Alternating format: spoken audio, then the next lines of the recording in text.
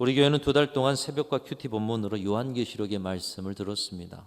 귀 있는 자는 성령이 교회들에게 하시는 말씀을 들을지어다. 성령이 교회에 어떤 말씀을 주셨는가? 여러 말씀들이 있지만 보라 내가 속히 오리니 내가 줄 상이 익서 각 사람에게 그가 행한 대로 갚아주리라. 행한 대로 갚아준다는 것은 무슨 말씀이죠?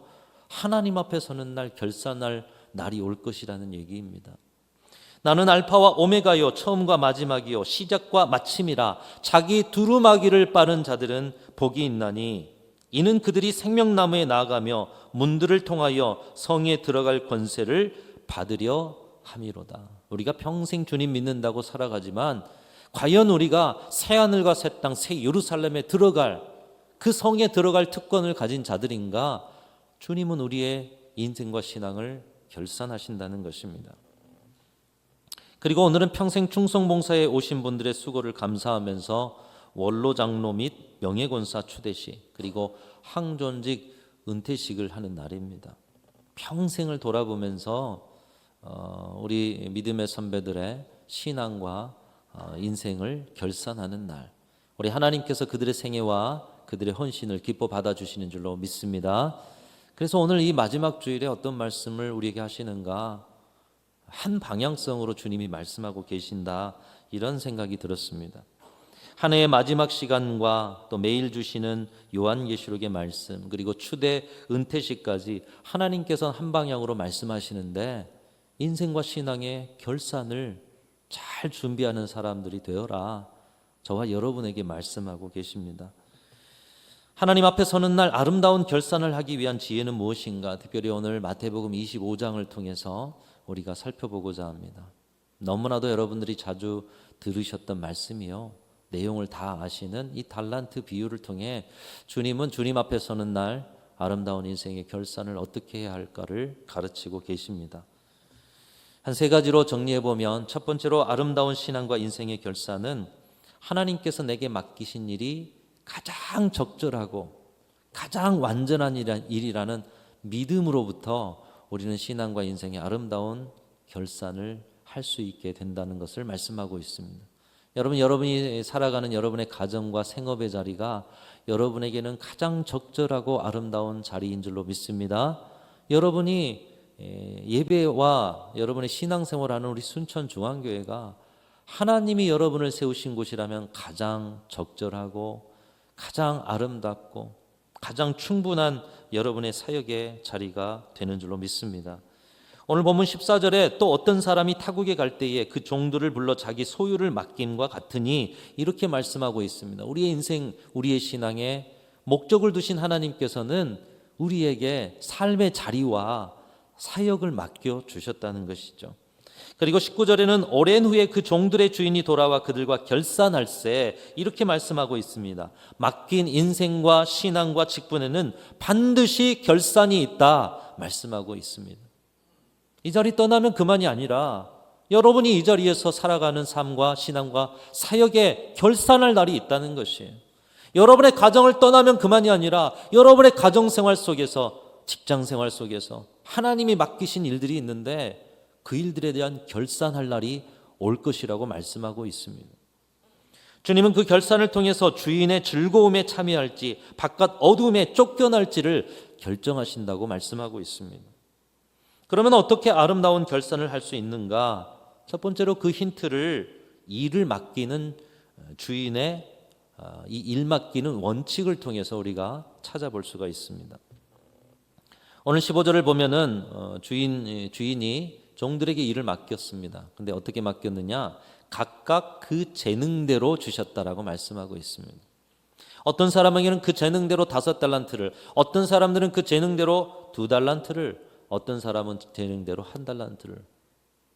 아니 목사님, 하나님이 이렇게 차별하실 수가 있습니까? 똑같이 5달란트를 줘야죠. 여러분, 이것은 결코 차별이 아닙니다. 공평한 것이에요. 어린아이에게는 어린아이에게 맞는 일을 주셨고, 성인에게는 성인에게 맞는 일을 주셨고, 전문가에게는 전문가에 맞는 일을 주셨고, 아마추어에게는 아마추어에게 맞는 일을 주신 거예요. 어린아이에게 성인이 할 일을 주신다는 거 공평치 않지 않습니까? 주님은 재능대로 우리에게 주셨어요. 재능대로 일을 맡겨주셨어요. 공평하고 적절하게 누구도 그것에 대해서 부인할 수 없을 만큼 각각 재능대로 맡기셨다는 것이, 여러분의 가정을 여러분에게 주신 까닭, 여러분의 사회 속에서의 모든 관계 안에 주신 여러 일들, 교회 안에서 맡긴 직분들 공평하게 재능대로 주셨다는 것입니다. 이 재능대로라는 말을 통해서 주인이 원하는 결산의 기준 또한도 우리가 생각해 볼 수가 있습니다. 주인이 우리의 재능을 아시고 맡겼듯이 우리에게 결산하는 것도 분명히 주인은 과정이 다를 것이고 결과도 다를 것을 알고서 맡기셨다는 거예요.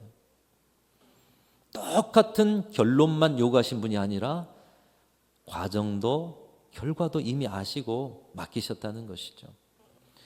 말씀처럼 우리는 각자의 재능을 가지고 태어납니다. 여러분 가운데는 말씀을 잘 하시는 분도 계실 것이고요, 찬양을 잘 하시는 분도 계실 것이고요, 여러 계산에 빠른 분들도 계실 것이고요, 또 예술에 뛰어나셔서 여러 가지 여러분이 표현하고 싶은 것들을 예술의 솜씨로 표현하실 분도 계실 것입니다.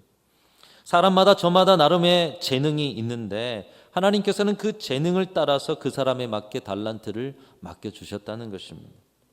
그런데 우리의 잘못된 관점이 하나 있습니다.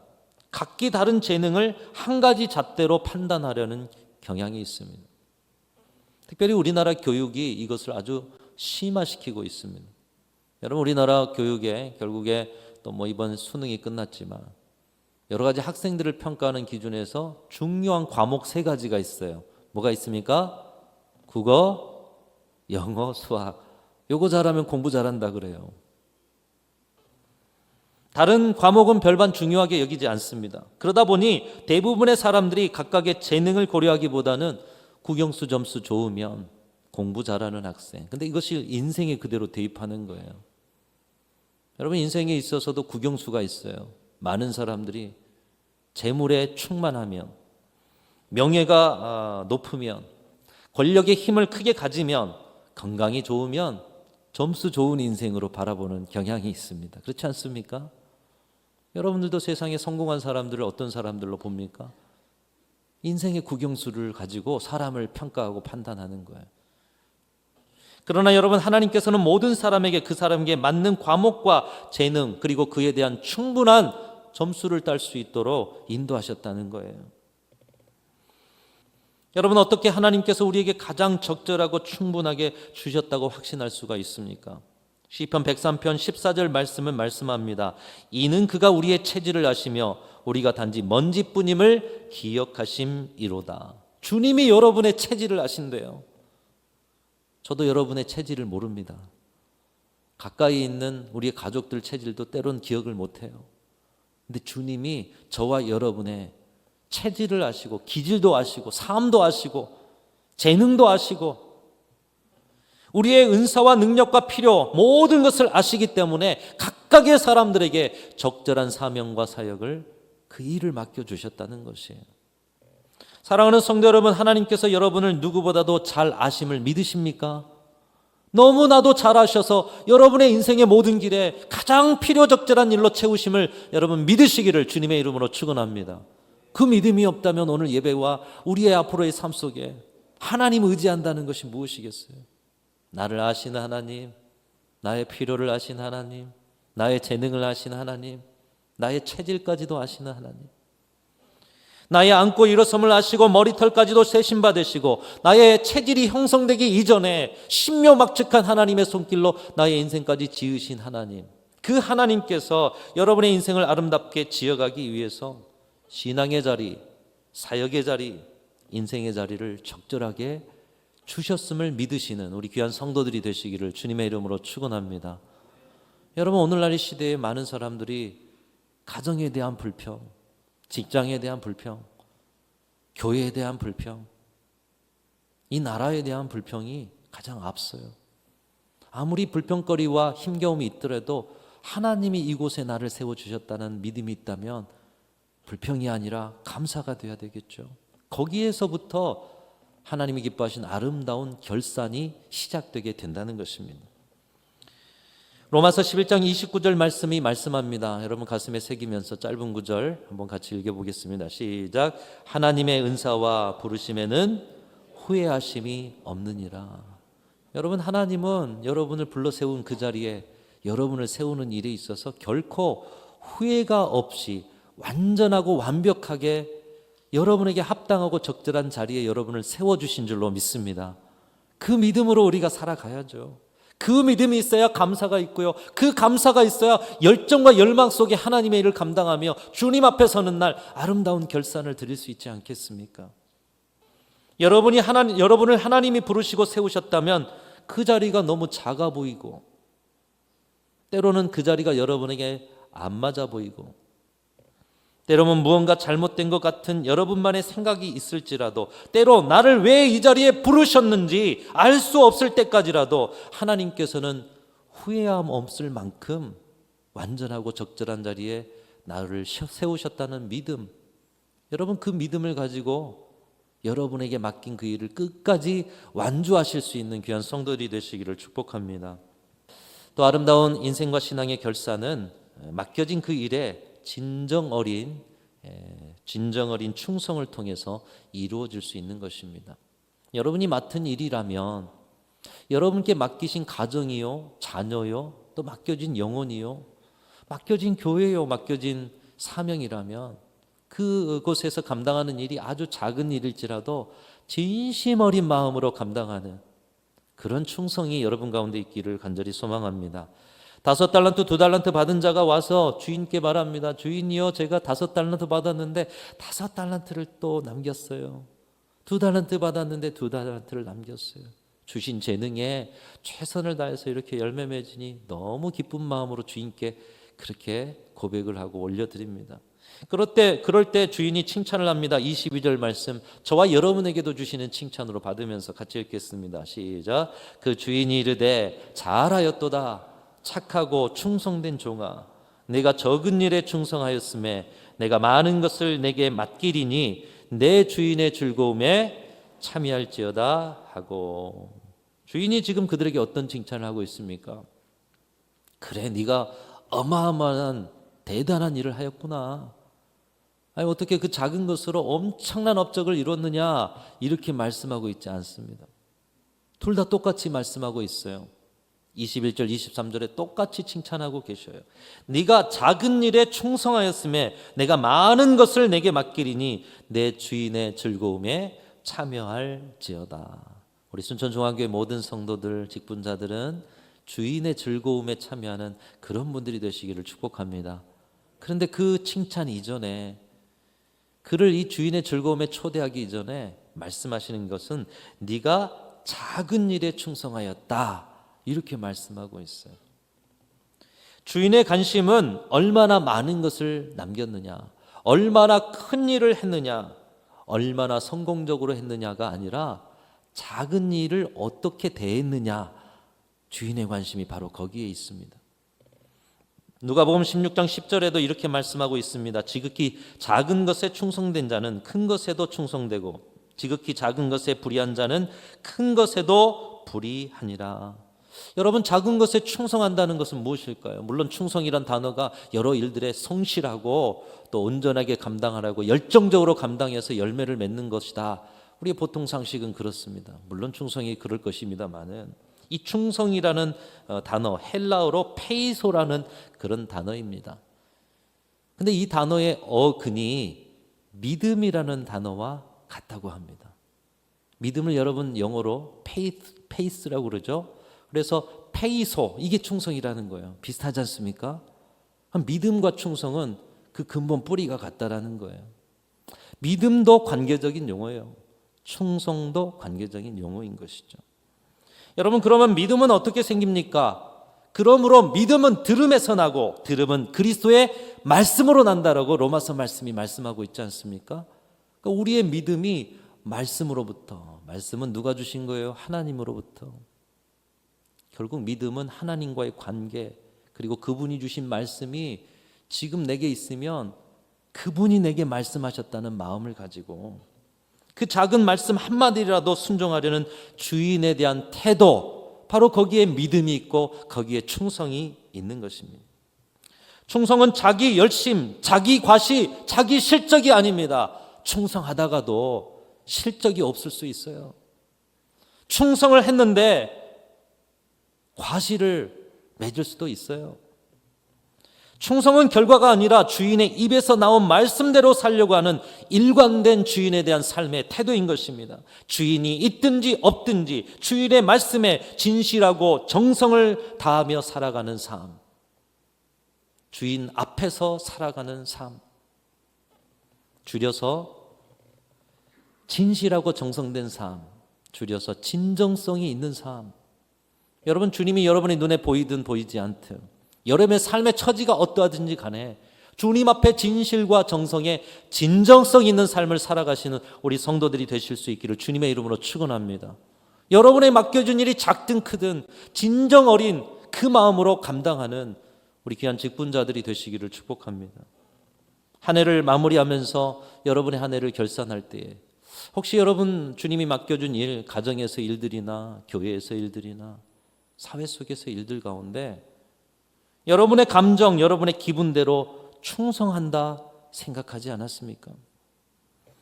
자신의 자존심을 내세우면서 상처 주고 상처받지는 않으셨습니까? 누군가 인정해주는 결과가 있는 자리는 얼굴을 내밀고 누군가 바라보지 않는 그런 자리에는 나아가지 않는 여러분 그런 충성을 혹시 이루지는 않으셨습니까? 인간의 역사는 결과가 좋으면 과정은 다 덮어버립니다. 그러나 하나님께서는 보기에 좋은 결과가 아니라 말씀에 순종함으로 그 모든 작은 일들까지 진정 어린 마음으로 행하며 나아가는 자리를 잘하였도다. 착하고 신실한 종아, 이렇게 말씀하고 계시는 것입니다. 시편 101편 6편은 말씀하고 있습니다. 내 눈이 이 땅에 충성된 자를 살펴. 주님은 지금도 충성된 자를 알고 계시는 거예요. 그 작은 일에도 진정성을 가지고 떨림으로 감당하는 주님의 사람들을 알고 계시는 거예요. 그래서 내 눈이 이 땅에 충성된 자를 살펴 나와 함께 살게 하리니 완전한 길에 행하는 자가 나를 따르리라. 여러분, 저와 여러분의 신앙과 인생과 사명의 여정이 주님이 인정하는 완전한 길로 행하는 자들이 다 되실 수 있기를 축복합니다. 한 해를 돌이켜보면 참 부족한 게 많아요. 나름 열심을 가지고 충성되게 했다고 하는데 돌아보니까 별반 이룬 것이 없어요. 그러나 주님은 그런 자리에 있는 우리를 바라보면서 진정 어린 마음으로 작은 것에서도 주인 앞에서 감당하는 마음으로 감당하는 여러분의 충성을 기억하시고 그 충성을 인정하시며 주인의 즐거움으로 초대하여 주실 줄로 믿습니다. 두 번째로는 이 진정 어린 충성의 삶, 작은 것에서도 그 마음으로 살아가면 아름다운 결산을 이룰 수 있다. 마지막으로 세 번째로는 신앙과 인생의 아름다운 결산, 주님의 마음을 알고. 여러분, 주님의 마음을 알려면 어떻게 해야 될까요? 주님과 사랑하셔야 됩니다. 주님과 사랑의 관계로 사셔야 합니다. 주님과 사랑의 관계 안에 있을 때 주님의 마음을 알고 그 주님의 마음을 알면서 그 마음으로 사역하고 감당할 때 주님은 그 인생을 아름답다 결산하시는 거예요. 근데 오늘 한 달란트 받은 자는 그 마음을 몰랐습니다. 우리 한 달란트 받은 자의 마음이 어떤 마음인가? 우리 24절 25절 말씀 같이 읽어보겠습니다. 시작. 한 달란트 받았던 자가 와서 이르되 주인이여 당신은 굳은 사람이라 심지 않은 데서 거두고 해치지 않은 데서 모으는 줄 내가 알았으므로 두려워하여 나가서 당신의 달란트를 땅에 감추어 두었었나이다. 보소서 당신의 것을 가지셨나이다. 이런 말의 주인의 답은 무엇이냐? 악하고 게으른 종이라 말씀하고 있습니다. 이 한 달란트 받은 자의 주인에 대한 오해가 있습니다. 24절에 주인이여 당신은 굳은 사람이라고 말하고 있어요. 굳었다라는 것은 부정한 사람, 엄격한 사람, 심지 않은 데서 거두고 해치지 않은 데서 모으는 부정한 사람, 뭔가 부당한 사람, 주인을 이렇게 이해하고 있어요. 한 달란트 받은 사람이 주인의 마음, 주인에 대한 오해에서 한 행동이 무엇이었느냐? 맡겨진 그 달란트를 땅에 감추었습니다. 받은 것으로 일하는 대신 땅에 묻어두었습니다. 그러나 한편 생각하면 그 당시에 저축이라는 것은 이런 방법으로도 했거든요. 오늘날의 시대는 은행이 있어요. 그래서 여러분이 자산을 맡기면 잘 관리도 해주고, 그러나 오늘날의 시대도 그 은행까지도 무너지게 되면 자산이 다 날아가는 근데 그 과정, 그런 모습이 과거에 몇천 년 전에는 어떻겠어요? 보장되지 않기 때문에 땅에 잘 묻어두었습니다. 그는 주인의 달란트를 맡긴 이유를 알면서도 그것을 활용해서 이문을 남기려 하지 않고 주인에게 책망받지 않기 위해서 단순히 유지 보존하였던 것입니다. 한편으로는 지혜롭죠. 원금 그대로 상환을 해드리려고 하니까요. 한 달란트 받은 종을 주인은 악하고 게으른 종이라고 했는데 여러분 어떻게 보면 도덕적으로는 별 문제가 없습니다. 왜요? 주신 돈 그대로 돌려드리니. 원금 보존한다는 것이 오늘의 시대에도 얼마나 어려운 시대입니까? 한 달란트 받은 자가 지혜로운 자 아닙니까? 그런데 주님은 왜 그에게 악하고 게으른 종이라 말씀하고 있습니까? 주님은 그를 믿고 아껴서 귀한 직분을 맡기셨습니다. 주인에게 수백 명의 수십 명의 종들이 있었어요. 그 종들 가운데 믿을 만한 사람 세 사람, 한 달란트 받은 자도 주인의 그 믿음을 받았던 사람이라는 거예요. 그는 오래도록 주인과 교제했으면서도 주인의 마음을 헤아리지 못한, 그래서 주인을 굳은 마음의 사람으로 알았다라는 것이에요. 사랑하는 성도 여러분, 여러분이 평생 함께 하신 우리 하나님이 여러분에게는 어떤 분으로 고백되고 계십니까? 혹시 하나님을 알지 못하고 하나님을 굳은 분으로 생각하시는 분들은 없으십니까? 하나님의 마음을 느끼지 못한다면 우리는 한 달란트 받은 자와 다를 바 없는 사람들인 것이에요. 주인이 굳은 사람이 아니라 자신이 굳어 있었던 것을 이 한 달란트 받은 자는 봐야 하고, 이것을 통해서 주인은 그의 마음을 읽으시고 악하고 게으른 종이라 말씀하고 있는 것입니다. 우리가 주님의 일을 하며 우리가 이 땅에 살아가며 주님을 모르고 주님의 마음을 모르며 살아간다면 아무리 좋은 결과를 가져와도 그것은 하나님 앞에 악한 것이다 말씀하고 있습니다. 다시 말하면 여러분이 주님의 일들을 감당하고 가정에서 사회 속에서 어떤 일을 신앙인으로 감당할 때 주님과의 사랑의 관계 안에서 그분의 마음을 알고 감당하지 못한다면 우리가 아무리 좋은 열매를 거둬도 그것은 주님 앞에 선할 수 없다, 이 말씀을 하고 계시는 것입니다. 사랑하는 성도 여러분, 주님과의 관계 안에서 여러분에게 맡겨진 모든 일들을 감당하실 수 있기를 주님의 이름으로 축원합니다. 우리가 신앙 안에서 맡은 것은 일이 아닙니다. 그 일조차도 주님과의 깊어지는 관계를 위한 것이지 주님은 우리에게 이 일을 맡기시지 않으셨어요. 신앙은 직장 생활이 아니라 관계인 것입니다. 사랑하는 성도 여러분의 모든 신앙의 자리가, 사명과 사역의 자리가 주님과의 관계의 깊이가 깊어지는 그런 놀라운 은혜의 자리가 되실 수 있기를 주님의 이름으로 축원합니다. 우리가 무엇을 하기 이전에 주님과 깊어지는 것, 주님과 친밀해지고 주님의 마음을 아는 종들로 살아가는 것, 주님께서 원하시는 바는 그것인 줄 알고 여러 일들 가운데 주님과의 관계성 안에서 감당하는 우리 모든 성도들과 우리 순천중앙교회 사명의 자리가 되실 수 있기를 간절히 소망합니다. 여러분 한 해를 돌아보십시오. 모든 것이 하나님의 은혜입니다. 그런데 그 은혜 안에서 과연 우리는 은혜를 은혜로 감사할 수 있는 신앙과 인생의 결산을 지금 가질 수 있는가? 오늘 주신 세 가지 말씀 적절하고도 충분하고도 우리의 재능대로 맡기셨다, 이 믿음을 가지고 또 여러분의 삶에 있어서 작은 것 한 가지라도 진정 어린 충성으로 그리고 사랑의 관계에서 감당하면서 주님 앞에 서는 날 당당하게 주님 내게 맡기신 이 사명, 또 내게 맡기신 이 사역 이렇게 아름답게 이루었습니다. 아름다운 신앙과 인생의 결산을 올려드리는 저와 여러분들이 다 되실 수 있기를 주님의 이름으로 축원합니다.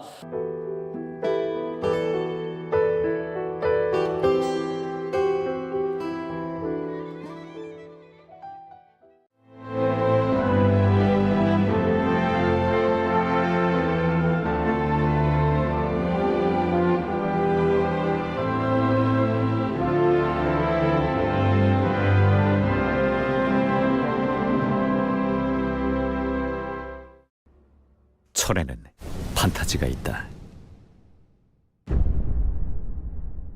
포스코